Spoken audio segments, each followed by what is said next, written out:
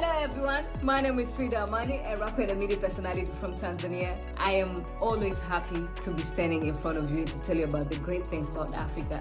And now, ladies and gentlemen, in front of you, I'm about to announce the winner of the movement about regreening the planet.